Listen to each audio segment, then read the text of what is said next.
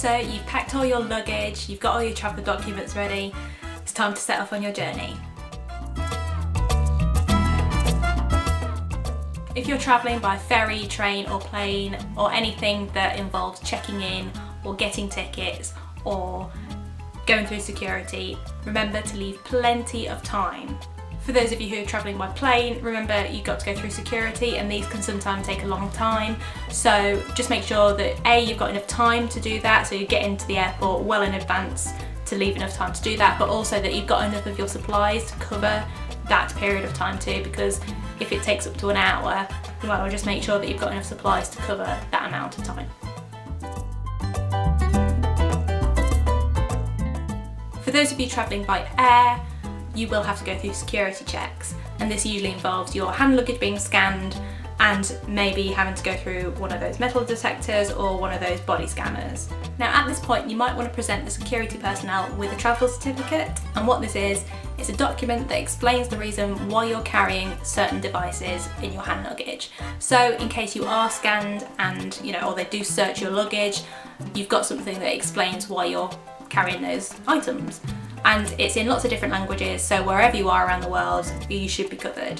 You can download it free from the Coloplast website, and all you have to do is just print it off, fill out the details, and you're good to go.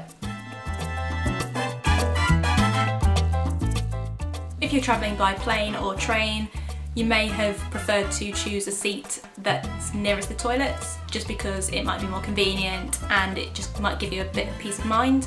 For those of you travelling by car, you might want to have planned your journey ahead to highlight any areas that you could stop, so service stations, restaurants, things like that, so you can always just plan your comfort breaks in advance.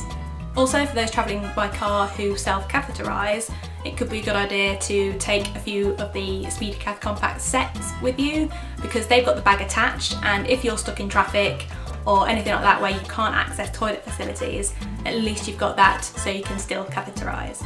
For anyone who has an ostomy who's travelling by air, you may find that your bag inflates a little bit. It won't explode, but it will inflate just a little bit. So for those of you with a drainable pouch, you can easily just go to the toilet and empty the air out that way.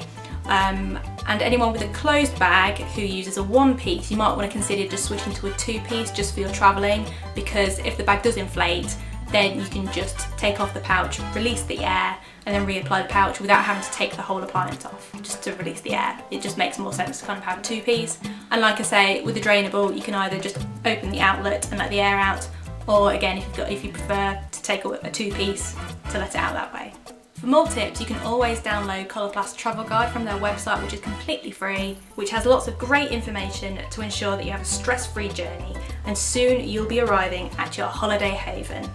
See you soon.